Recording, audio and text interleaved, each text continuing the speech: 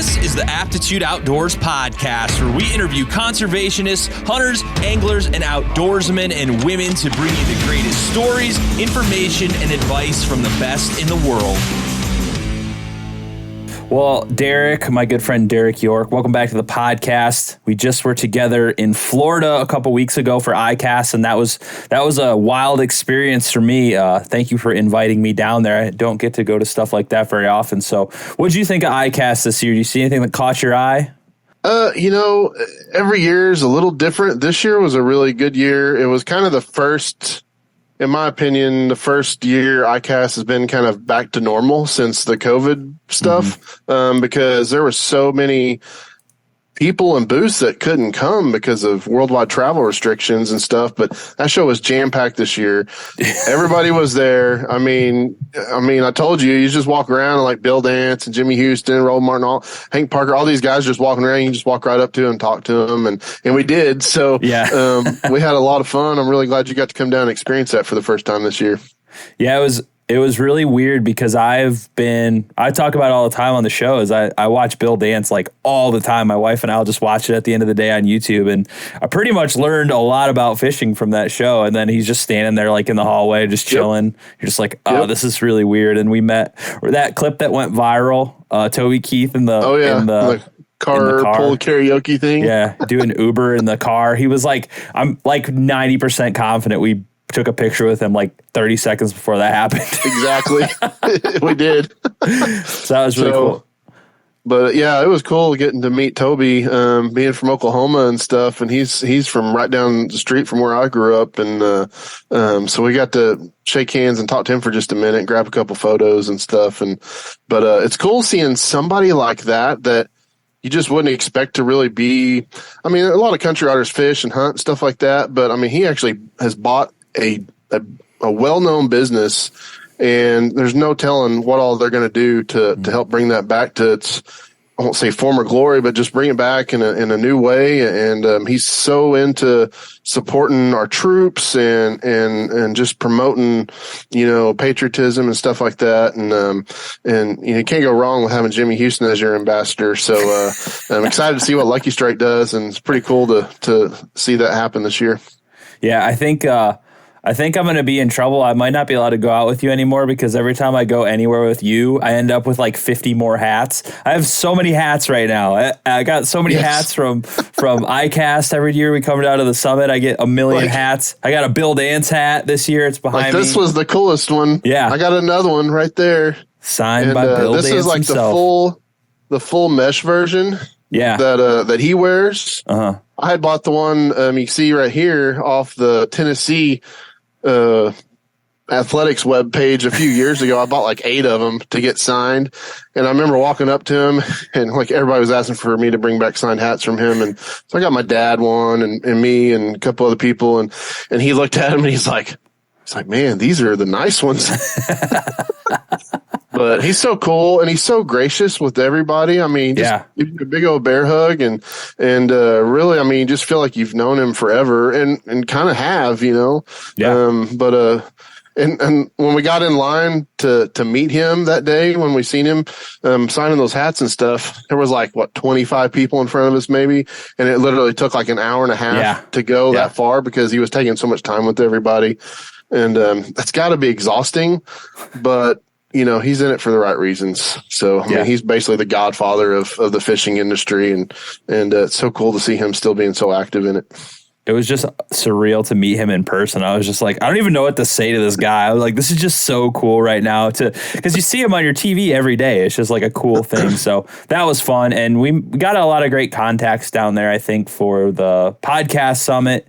And, we've been working really hard on that to kind of get more voices in conservation, more voices in fishing, more voices in hunting, because we're really working hard to make that into something that, actually strives to make conservation the end goal, regardless of what you do in the outdoors. So you got any new plans this year? I mean, I know every year you and I and Chester Moore and a lot of people behind the scenes work really hard to make that happen. You most of all. So what do we got planned? I've already gotten emails back from a few people we talked to at Icast that want to come over and be guests this year, and we'll release those as they get closer. But it's some pretty big names, and excited to see some more people from the fishing industry from outside of our area come over and join and be a part of it, and everybody that we talked to about it, they're just like, this is a really cool opportunity, and I've never seen anything like this. And so, I know we've got something special with the summit. And every year it's going to grow a little bit, and it's kind of one of those things we're always talking about. Is like, we don't want the in-person event to get so big, but you want to have a good core group of people there every year, quality guests, quality podcasters, really pushing the conservation message along with all the other fun stuff in the hunting and fishing world. And, it's a fun time. I was looking back, just at some pictures from this year and some of the guests that we had and stuff. And it's just so much fun, man. Every year it's just like, man, how do we get all these cool people together, for this time? And it's tough, man, getting everybody's schedules to line up, but, it's happened for 3 years now, and we're already planning for the fourth one. So, yeah, I like that event, and because I think I learn exponentially more every year because I get to talk to some of the biggest experts in the field about whatever it is. I got to talk to Ranch Fairy about hunting. He sent me some arrows, and it changed my whole perspective on bow hunting.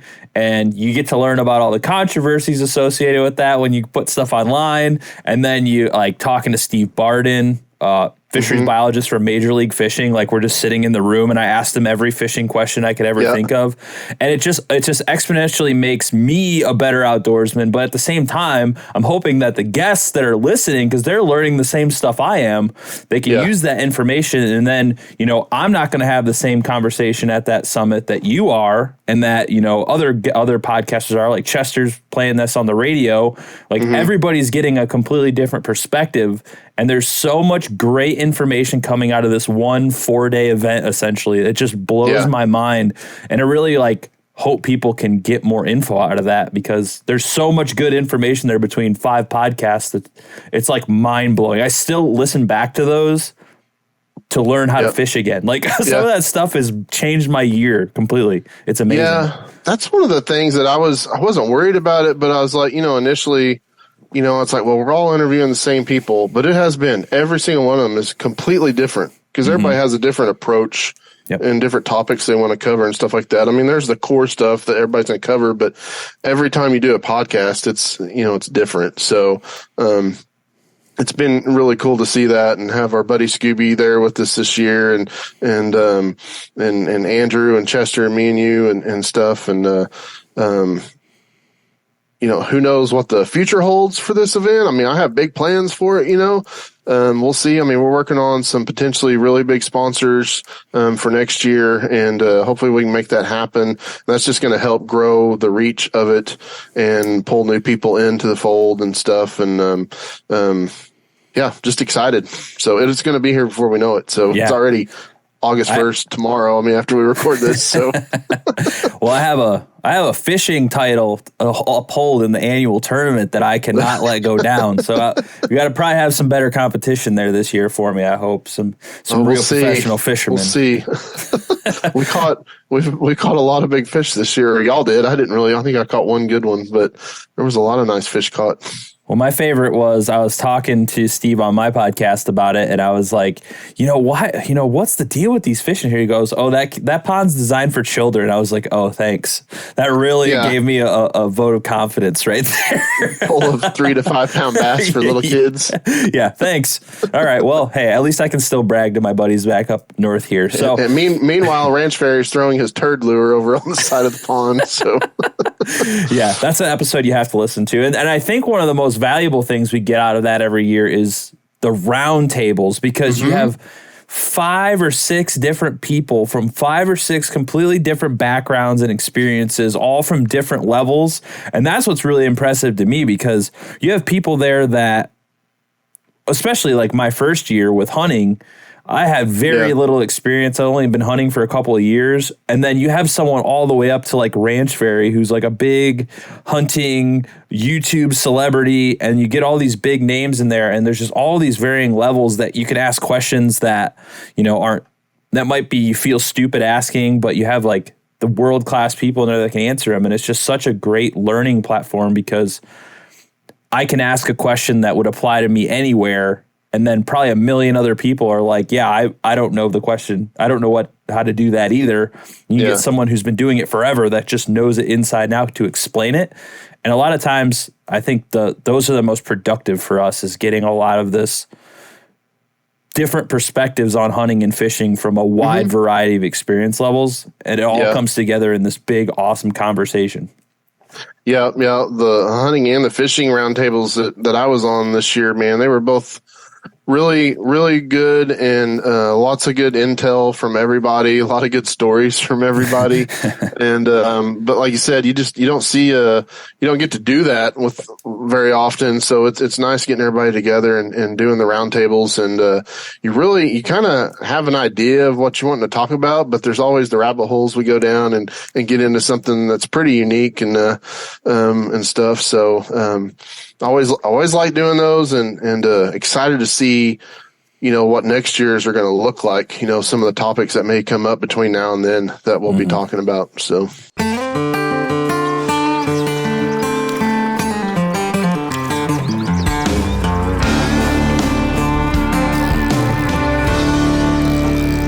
Wake up early before the sun comes up. Then you drink a little coffee, fire the gator tail up, then you hit it on out where no man goes, gator tail flying. Yeah, and so on the flip side, I mean, you're pretty much involved in everything. You do conservation pretty much year round, whether it's with kids, whether it's with the summit, whether it's with your job. You're just constantly vested in conservation, which is pretty rare. I mean, I support conservation any way I can, but I don't like work in conservation. You know, I have the podcast, which touches on conservation. I try and learn about it to the best of my ability and educate people on it. Yeah. But you're involved. So you do the coastal brigades, which, you know, is another stressful event in your life, but it's really worthwhile because you're getting kids informed on conservation, which is obviously one of the most important things you can do. So I've had you on this podcast a few times now, probably more than any other guest at this point, just because of the summit and all the stuff. And we have never really talked about coastal brigades. So what made you and your wife want to start this up? Because it's like a big undertaking, but it's also just knowing you for a few years. I've heard so many people come up to you and be like, this has made such an impact. And I've heard stories of kids who've gone on to be in conservation, and it's just cool. So where did you come up with this idea? So back in 2009, we got asked to volunteer with a program called Texas Brigades. And I didn't know anything about it at the time. I knew my best friend Greg had been doing it for a little bit, volunteering with it, but I didn't really know what it was. And they're like, man, you guys should come. You both love doing this stuff with the kids and stuff. And so we were like, okay, well, we'll think about it and do it. Well, next thing I know, we're on the committee for Bass Brigade, and we're starting to go to meetings, and we go to this place called the Warren Ranch out in kind of northwest, central Texas, and where we have the summit currently, and beautiful facility. And so we start talking about this camp and stuff, and this camp had been around for a while. It started out with a program called the Bob White Brigade, which was the whole organization was started by Dr. Dale Rollins, who's probably one of the leading quail experts in the nation, if not the world. And he was at the summit in 2022, and I remember. He's hard to forget. And another Oklahoma guy. And before we did our first Bass Brigade,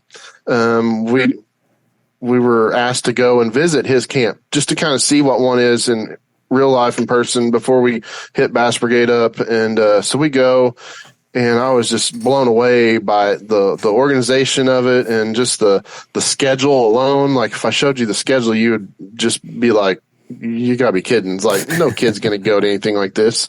I mean, it's basically from like 5:30 in the morning till midnight every day.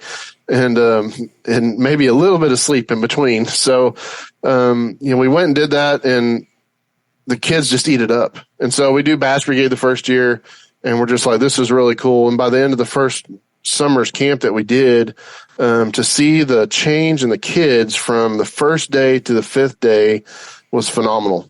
I've never seen anything like it. I mean, the way the camps are structured, it's basically a 5-day intensive leadership development camp, all focused around conservation.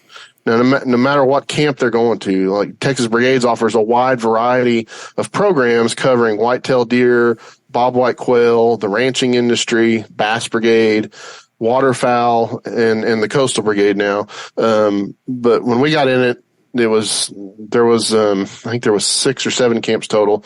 And so we did that for 2 or 3 years and really got heavily involved with it. Officers on the board and this and that, raising money and all this. And the whole time me and my wife Sharish were kind of thinking, it's like, there's this giant hole in the map of where these camps are. And it's the entire Texas coast. Mm-hmm. There's nothing available there. And that's where we live. That's where we work. That's what both of our jobs center around this area of the state. And so we kind of started thinking we need to try to put something in motion to try to get something started. And the first time we really looked at it, there was really no facility to hold it at, because it has to be a fairly large facility. And things got pretty serious in our heads, I guess, at least in 2014. In 2015, we were like, we're going to do this. So we come up with a plan. We put together a proposal to present to the Texas Brigades Board of Directors.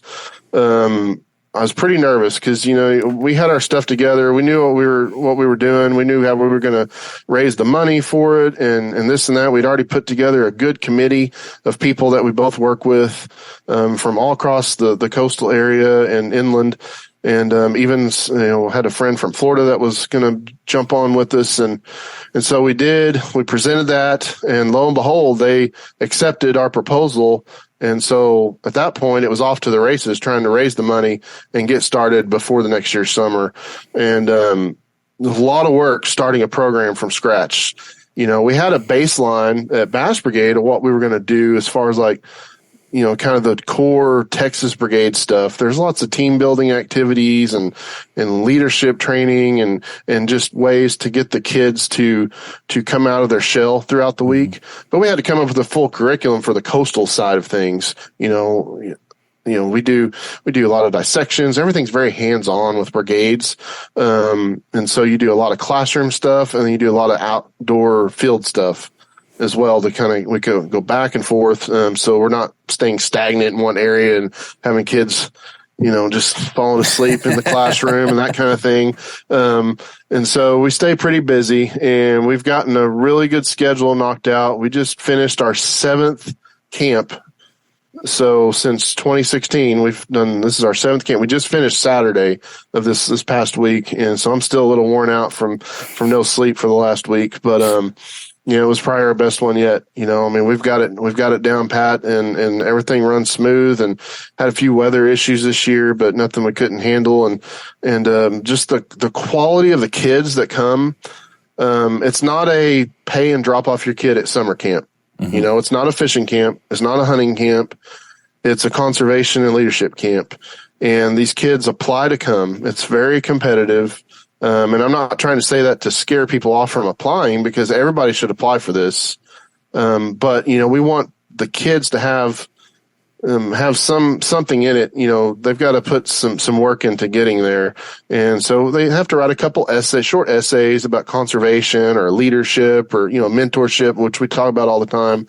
And then, we base the scoring of the applicants on the essays, and then a lot of their extracurricular and school activities that they do. So there's a point system there that we grade everything on. And so we do that. The applications are live November 1st through March 15th every year online. Everything's electronic now. Just go to the texasbrigades.org website, and they're right there at the top of the page. So, the kids will apply. March 15th, those close. We usually have our cadets selected by the end of March. And then they're notified in April, and then the process of getting everything lined up before the summer starts, it takes place from there. But, there's so many cool things that we do at the camp. I mean, we cover fisheries management. I mentioned dissections and stuff earlier. We kind of started a broad scale level at the beginning and work our way down to more finite topics towards the end of the week. Specifically about redfish. That's kind of our core species that we cover. If you see our logo, it's got the big state of Texas and the redfish, swirling through the middle of it. And but we do, talk about, as far as fisheries managers from like a Parks and Wildlife standpoint, how we collect data. And then we take the kids out on the research boats, and they get to put the shrimp nets out, the oyster dredges out in the water, and actually physically do this. We let them do it and pull it in, and then they look at all the stuff that it catches. And so they have a better understanding of how that gear works in the water, and then what it catches. And then they can understand why we use that gear to do everything. And it really clicks with them after seeing that stuff firsthand. A scientific method, process, why you do things a certain way.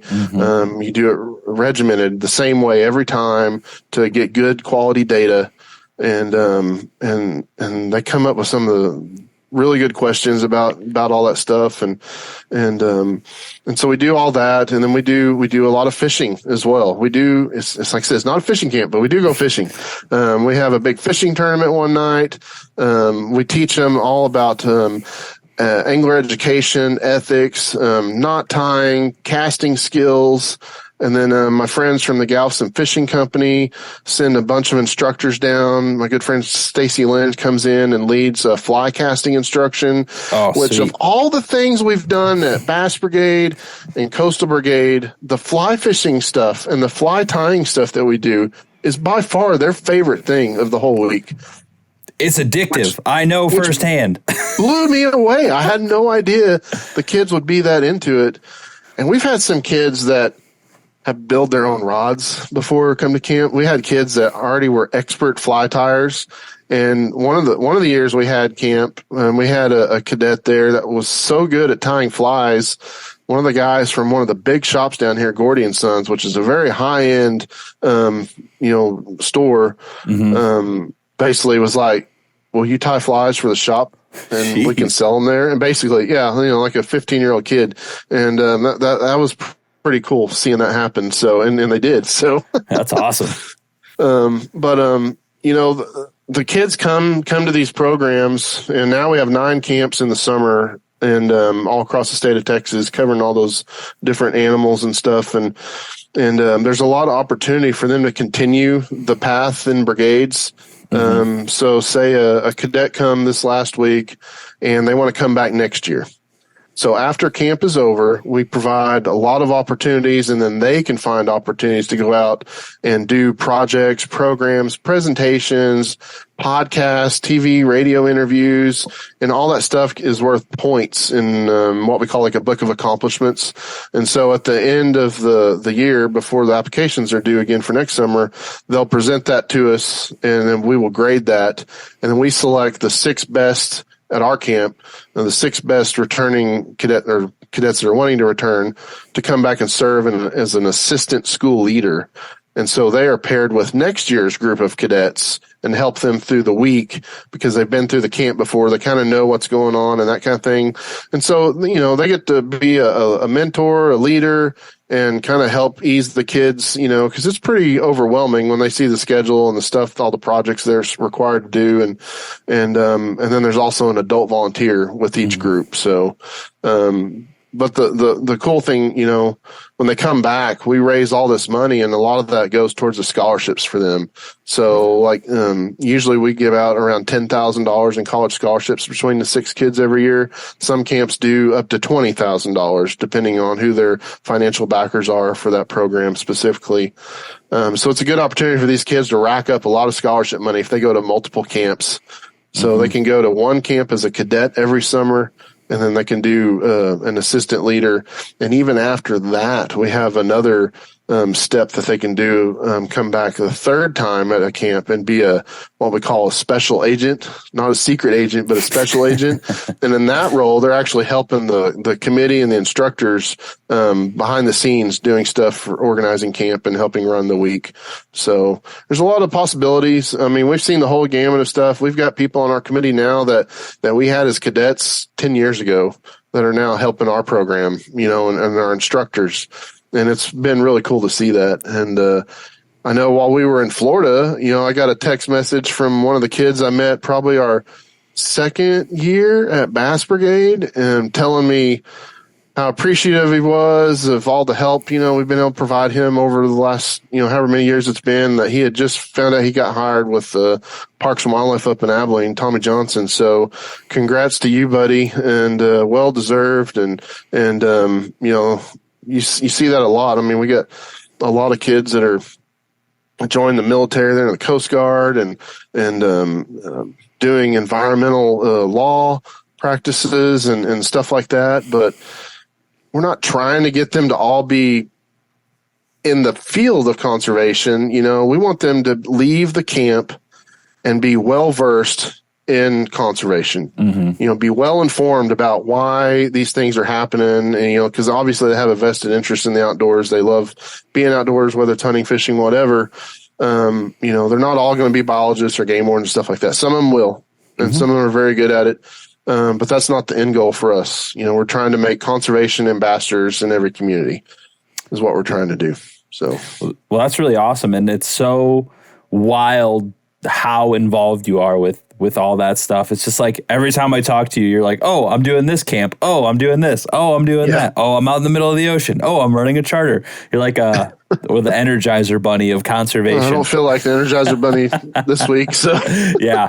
Well, you had a busy couple of weeks there, pretty much Icast and Brigades camp back to back. So like, what's a typical, I know every day is different if it's a whole week long, but what's kind of your typical day look like if you're rocking 5 a.m. to midnight? I mean, what's like jam packed all day, you said. So what are they doing day in, day out? So one of the biggest team building things they do, and some people probably think this is crazy and ridiculous, but we make them march.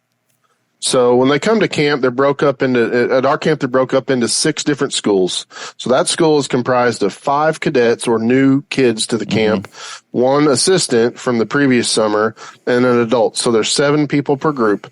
And so they work as a team throughout the week in competitions and things like that. And just that's their core group to do stuff together with. And one of the best things that Dr. Rollins found out was through marching. It brings the team building aspect together, staying in rhythm. They come up with their own cadences, and they're usually about the other schools or something like that, trying to dog on them a little bit and stuff. And they come up with some crazy cadences. It's a lot of fun. And, but it really brings up their morale, and you'll usually have 1 or 2 kids in each group that are really vocal, and a couple of kids that are usually pretty quiet. And that really, by the end of the week, they're all yelling the cadences when they come in for graduation in front of their parents, and it's always cool to see that. So usually every morning we start off with marching for 15, 20 minutes, and they'll do that early in the morning.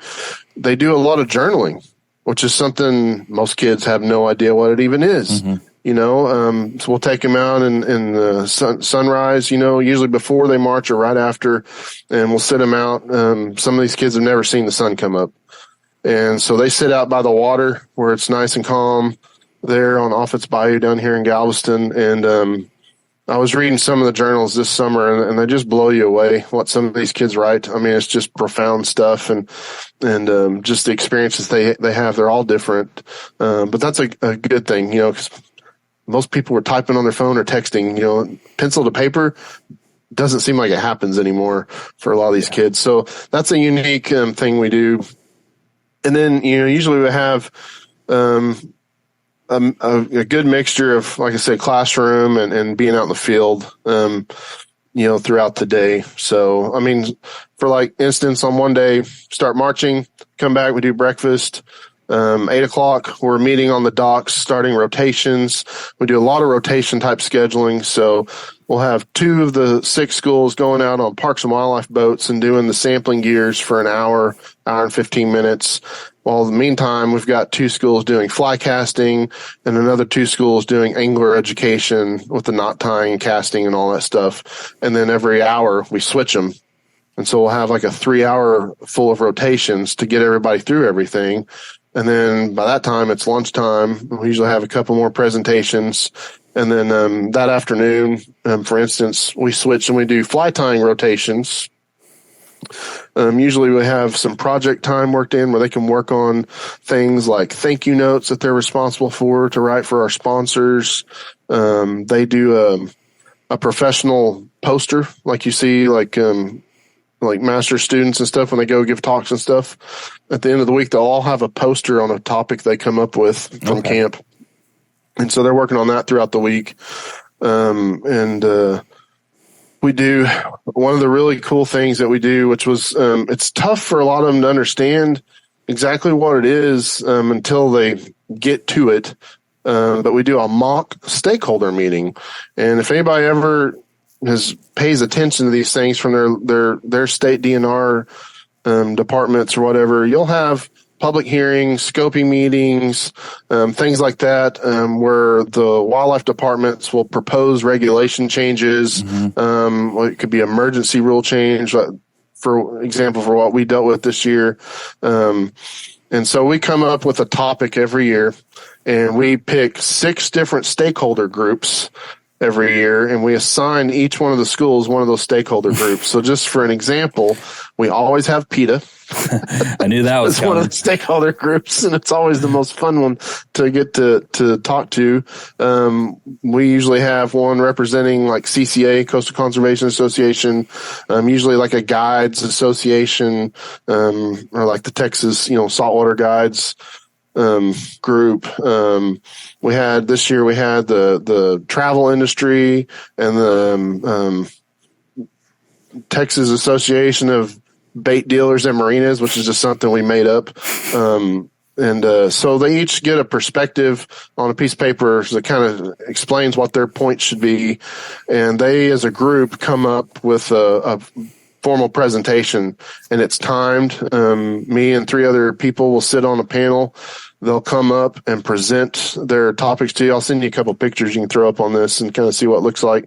And they give their, version of what their for or against the proposal is.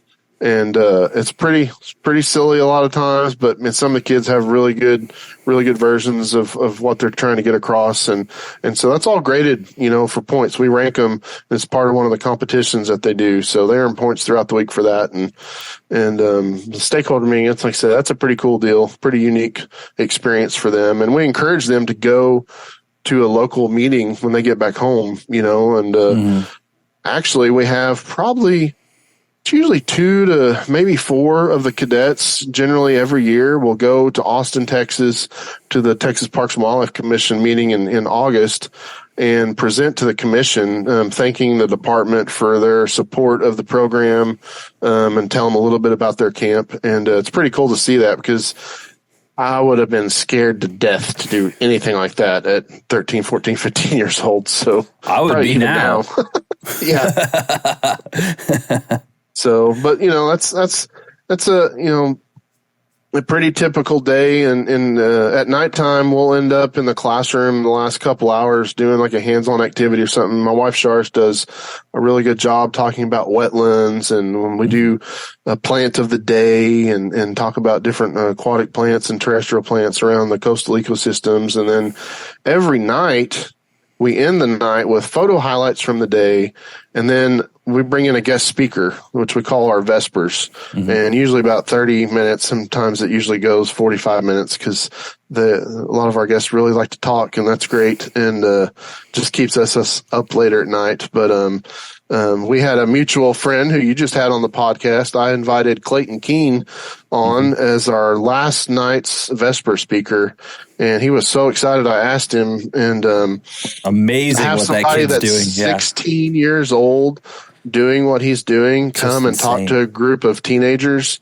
Like when we hung up the Zoom meeting with him, all the kids were just like in awe. It's like he's really 16, like that's our age, and he's doing all this stuff, and so it definitely made an impact on them. So I was glad that he could join us for that. But you know, it's the Vespers are cool because kind of winds the day down and then really brings in a lot of success stories and stories of failure for people trying to get into the industry. Because it is tough, and no matter what side you're trying to get in, whether it's a charter fishing or a fishing rod company, or or like Stacy's starting up Galveston Fishing Company down in Galveston, the fly shop, and that stuff's not easy to do, but it really illustrates to the kids the perseverance of being successful, and it's pretty cool.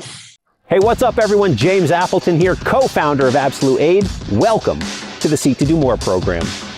This program will help you help yourself by developing the daily habits that will elevate your entire life. Over the next 30 days, you'll complete the doers list every single day. And the doers list includes 1, do something physical. 2, follow and stick to your diet of choice. 3, read a real book. 4, further your education on purpose. 5, dedicate time to your spiritual life. And 6, dedicate time to your hobbies. So if you're ready to take a structured, proven approach to build the daily habits that will allow you to get the most out of yourself, your time, and your life every single day, the Seek to Do More program is your blueprint. So make a choice, commit to yourself, sign up below, and let's get started.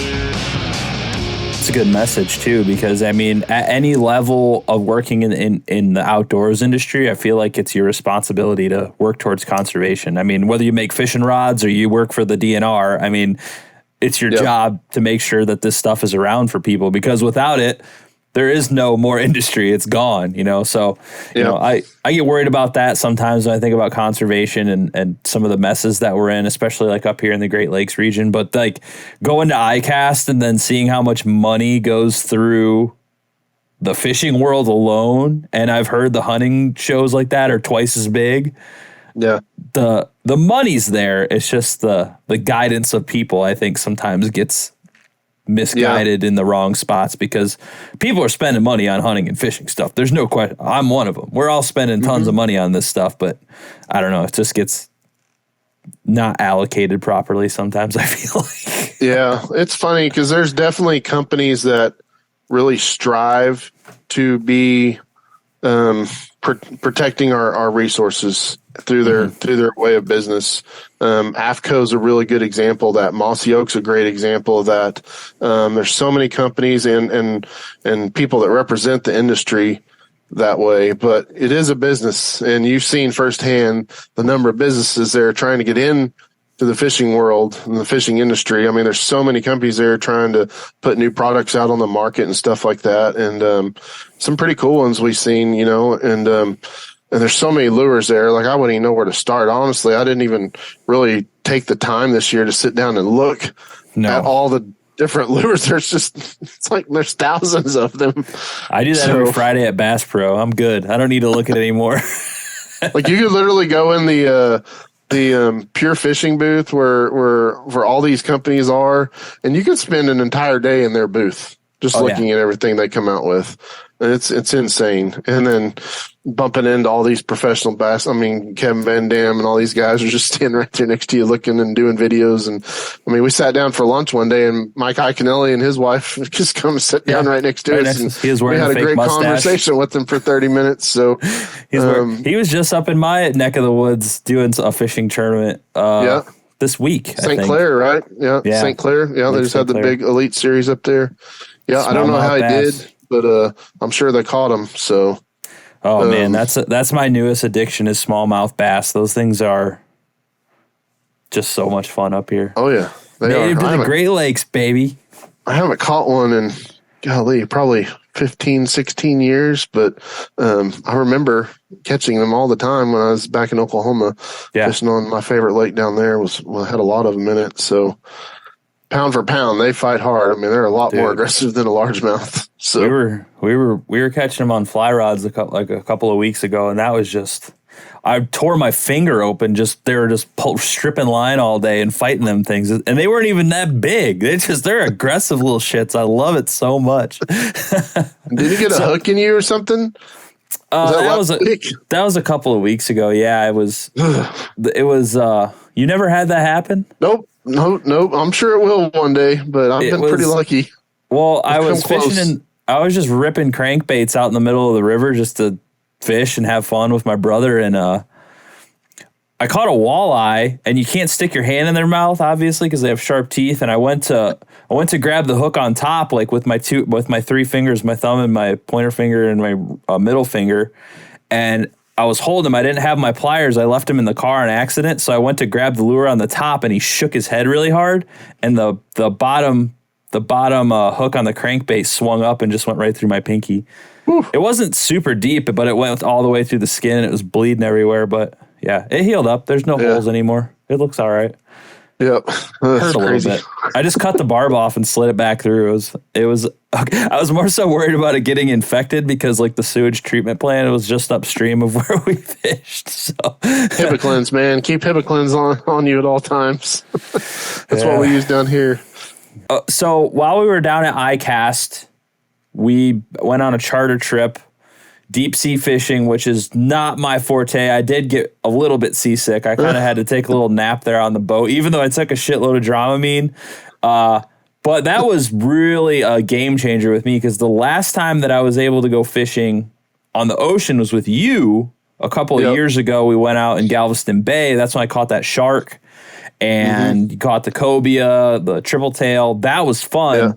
And I thought at that point in my life, the shark was the hardest fighting fish I'd ever caught in my life. And we go out on this trip and caught amberjack. And the one I caught was they thought like 35 pounds maybe. Yeah, it was like 35, 40 pounds. So, yeah. They're arm burners for sure, man. That was something. I had a bruise on the side of my ribs from that thing ripping the rod back and forth and just pulling that thing up. You see fish that big online and on TV, and you just think like, how can they be that hard? They're a fish, like how can it be that difficult to reel them in? And then you go out there and they just are like pure muscle, but then they get out of the water and you just hold them in your hands. They don't do anything. It's really weird. Yeah. Yeah, it's crazy. Amberjack, man, we call them reef donkeys down here, and rig donkeys, whatever you want to call them. But they pull and they fight all the way to the surface. Yeah, they do not give up at all. And we've caught a few down here that were over 100 pounds. That I thought was just the last one that me and my buddy Chad caught. I was standing right next to him when he hooked it, and it was about a 120 pounder. And, you caught a 40 pounder, and that's a big fish. Can you imagine catching a 120 pounder? No. And it almost flipped him over the rail of the boat. Yeah. And we're not little guys. And I was like, I thought it was a big grouper. And we got that fish up to the surface. I mean, it's like 6.5 foot long amberjack, and it was just a monster. And potential state record at the time that we thought. And but the ones that we caught, we were fishing live bait. And generally when you fish for the AJs, they're going to be, in reference to the structure, they're usually about halfway in the water column. They're usually not right on top at the beginning or right at the bottom towards the wreck or reef or whatever. They usually hang out middle. So when you pull up to a spot, you start seeing those big red marks, for bigger fish in the middle of the water column. Generally, those are going to be your amberjack. And that's kind of what we were targeting. We were dropping down. Eric Myers, the captain of Slightly Obsessed Fishing Charters, he was, saying, hey, drop so many seconds, and then we'll see who gets the most bites, and then we'll stick with that area. And basically, just drop it down and hold on. Yeah. Yeah. It was like 10 seconds of holding the bait there and they just hammered it. We caught a couple. I think we caught a limit for the boat, right? Yeah, we got a limit. And over there, the guide can actually keep a fish, can keep an amberjack. So we had 4 of us, and then Eric's, and so we had five keeper AJs, and that kingfish. Yeah, we got some kingfish. I wish if there was more sun. The storm popped up right when we started kingfishing, and that kind of kills the bite because you really need that glare from the bait to get their attention and stuff. But you got one, and we had a couple others on. And then we had that UFO that our buddy Chris was fighting forever, which was probably a big shark. I imagine that's probably what it was. It's probably a big hammerhead or something, just by the way it was tugging on it. And that one eventually come off, broke the line. But we had that fish on for probably 20 minutes. Yeah, that was a while.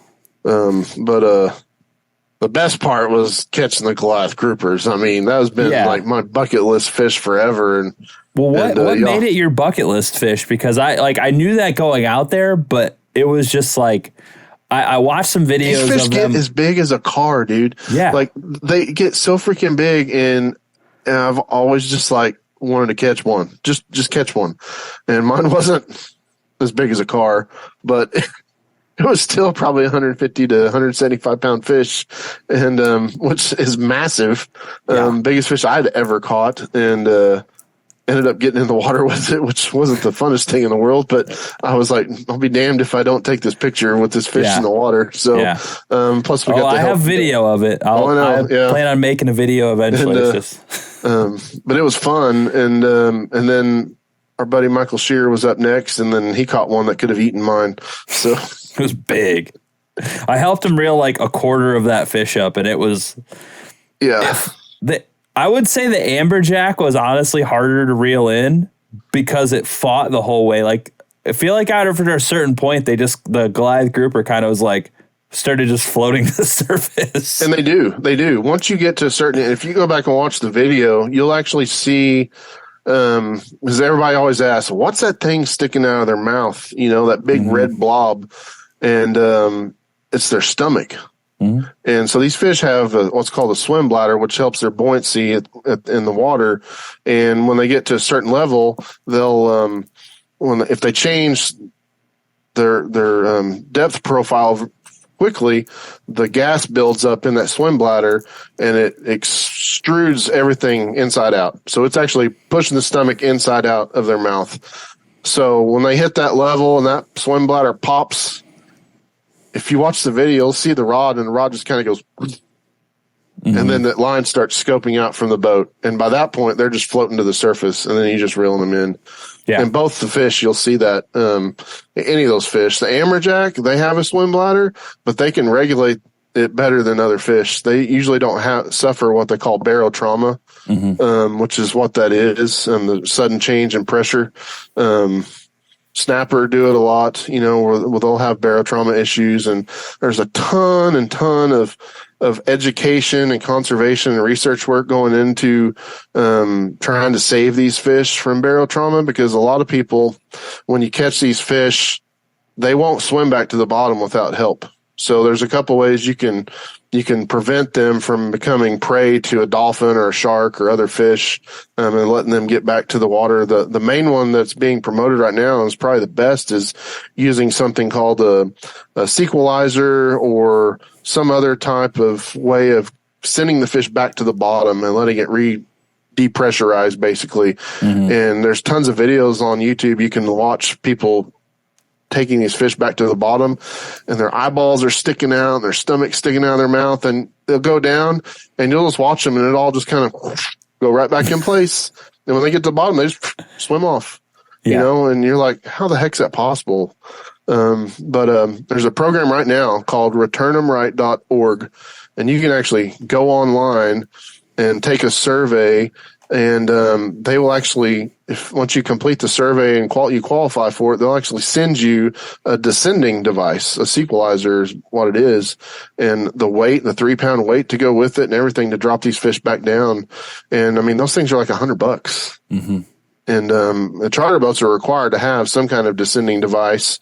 Another thing they use are called venting tools, which is basically just a needle, an open needle, and you can certain part of the body of the fish, you can insert that into the swim bladder just below the skin and kind of push the gas back out and deflate the bladder. And at that point, you put them back in the water and they'll go right back down to the bottom. So that's the biggest question I get when we see fish come like that. And I have that happen a lot with just catching redfish around the jetties and stuff here, fishing locally on my boat.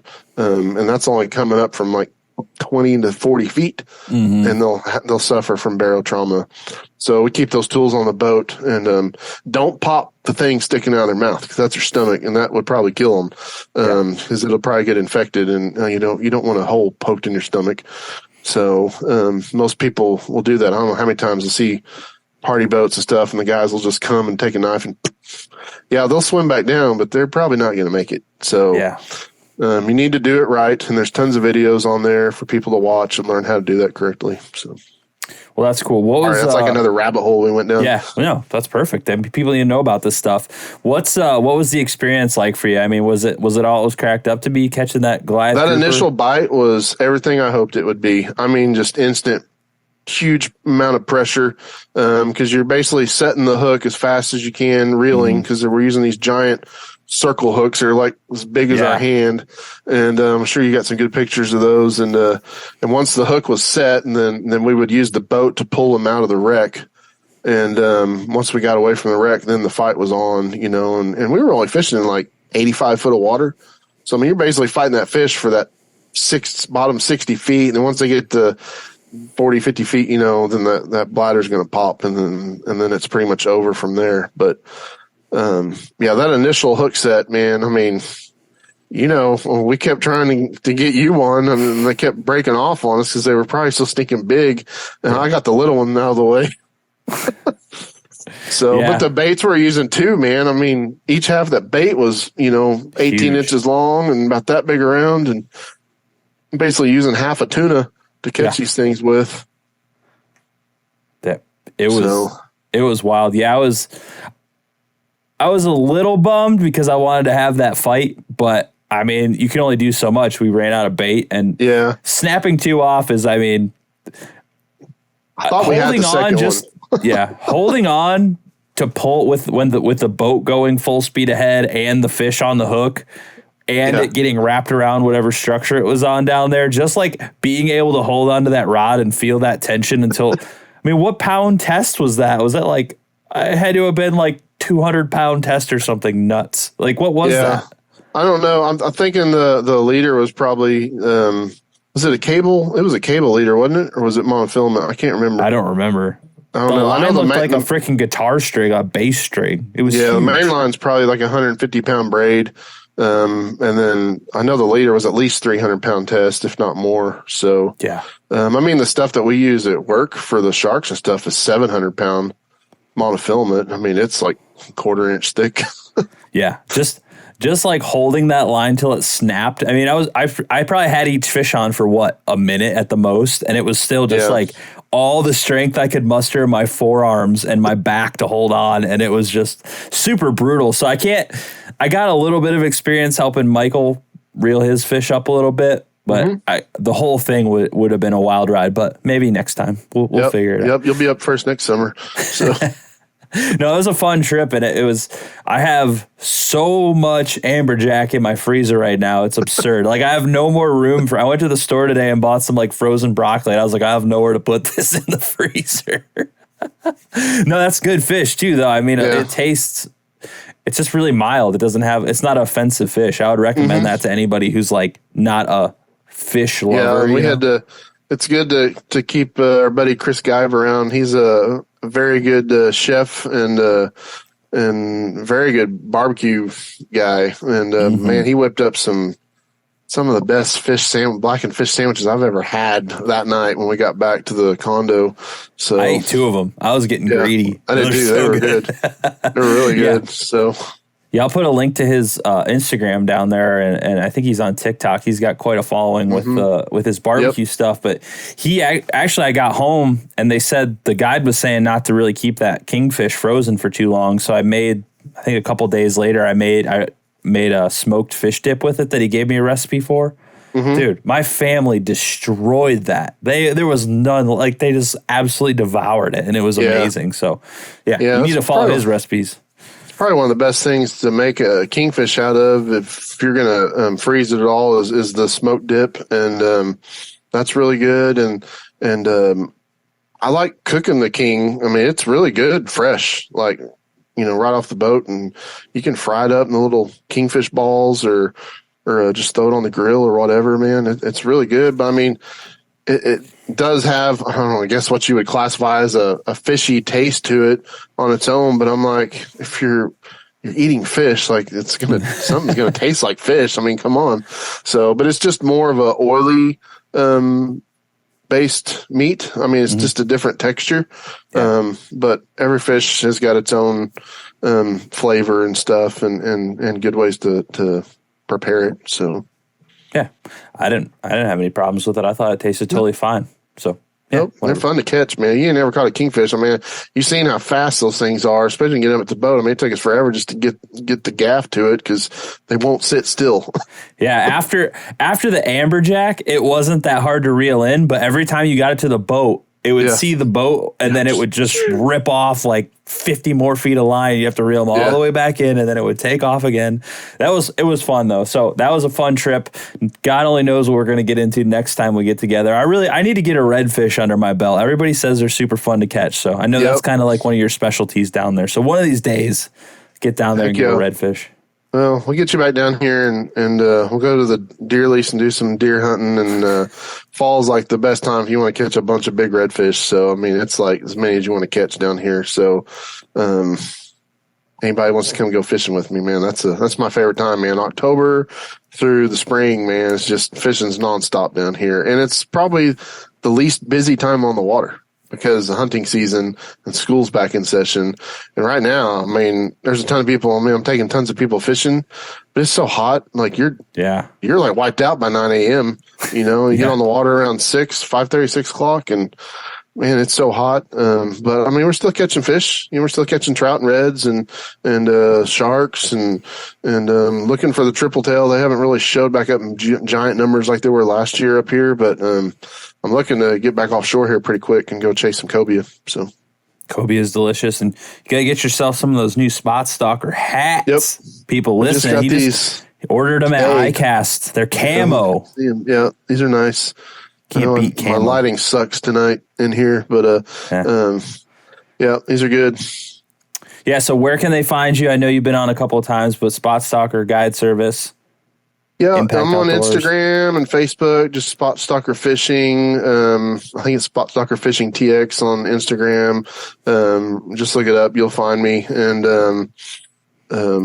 or SpotStalkerGuideService.com. The website's got all the info about the trips, the prices, all that stuff. And you can just reach out to me via email or give me a call, and we can get people booked up on a trip. And got all the information for my podcast there as well on the website. And man, we're moving back into my favorite time of the year. So hunting season's coming up real quick, and I am not ready at all. Well, and you have a cool episode coming out. I actually was sitting there while you recorded it with can't remember his name off the top of my head. Murray. Pat Murray from the Coastal Conservation Association. Yeah, that's a good episode. Everybody's going to want to listen to that one when it comes out, hopefully here soon, because I was like sitting there, I was just like, I can't believe I'm listening to this in person. This is great. This is some cool information.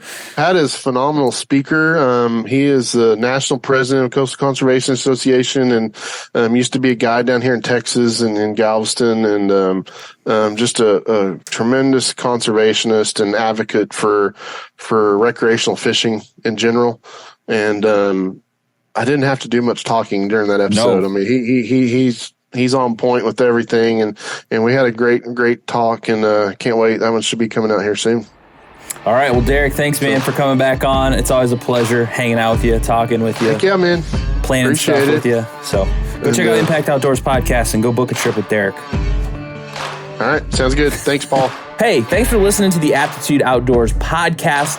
if you're getting anything out of this, if you're learning something, if it's helped you in any way, go down in the link below and buy me a coffee. Throw me $1, throw me $2. We greatly appreciate it. Just using it to keep this ship afloat. So thank you very much.